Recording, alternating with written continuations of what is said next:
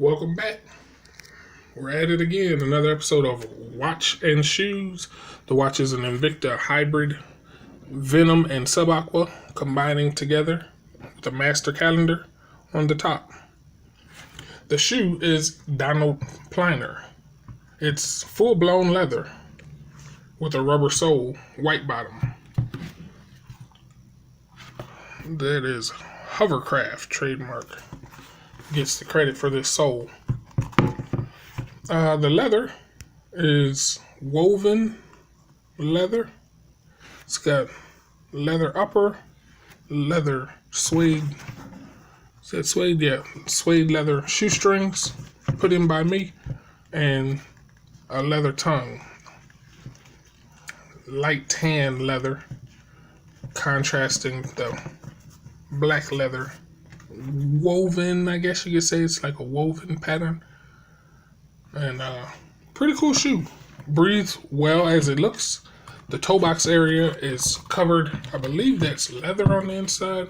We'll find out. Let's take a look. Is that a fabric? Yeah, that's some form of fabric. So it's got a fabric on the inside, which I always would rather them not put there, because this is the main area of breathability that you're looking for. Letting your toes breathe, and often they cover that up. Maybe people would rather not have their toes exposed. I actually would. But complicated yet simple shoe. Very soft leathers. Very heavily worn shoe. I wore the heck out of this shoe the minute I first got it. I haven't worn it in probably a year, but it's extremely heavily worn. I'm actually shocked looking at it after so much time has passed that I wore it out. So, I can see the shape of my foot inside of this without my foot being there. So that's pretty interesting. And that's cool. That's what you want out of a leather shoe, to take the form of your foot. That makes for a very comfortable fit. And it did that. So Donald Pliner. It's interesting. It's an interesting designer, because sometimes it appears that Donald Pliner takes the cheap route and pulls a Steve Madden style, inexpensive but quality looking shoe. Not necessarily a quality shoe, but has the look. If you know where to look, you realize it's not actually a quality shoe. It looks like quality. So you never know. You really got to look close. You can't just go off the name with Donald Pliner. There are other times when the shoe is outstanding. And I have a champagne cork shoe made by Donald Pliner. It's a WHOLECUT shoe. You can scroll down in my videos and look for that one. That's flawless execution, as close to flawless execution as you can get. Beautiful shoe.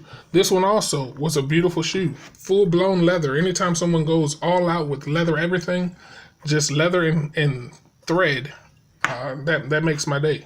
I'm all for that. And that's what you got out of this shoe.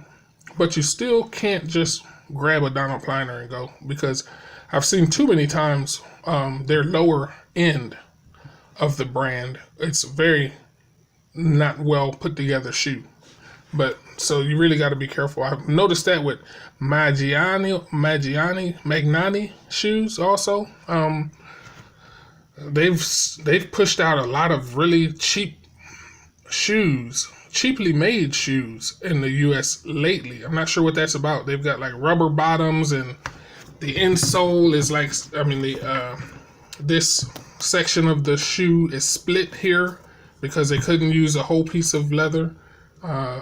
They take a lot of shortcuts and then they stick that name on it, Magnani. Now I have a Magnani boot that I reviewed, and feel free to scroll down and check that out. Very quality made boot, very nice boot. But some of these companies, Donald Pliner, Magnani, they've gone to trying to appeal to the masses, I think, over quality. So they're going for quantity over quality on some of their shoes recently. I guess because there's a shoe craze going on, and they won in the game. But so you really gotta look close when you see those names. Donald Pliner, they make an awesome shoe, and they make a low-end shoe. And Magnani makes a very nice quality built shoe, and they make a cheap shoe. So you really can't just go by name anymore, because the shoe game is changing as so many people are trying to jump in and grab some of this outrageous amounts of money that is being generated in shoes right now. So that's just my little warning. Great company, but they also have a cheap division. So try not to get those two mixed up. Just look closely, look for quality. One thing I love to look for in a shoe is to see if there's a split here, or did they just use one solid piece of leather. When they use one solid piece of leather, that's quality. That's a trademark of quality. When you don't see that split here on the inseam. All right, thanks for watching another video with your boy.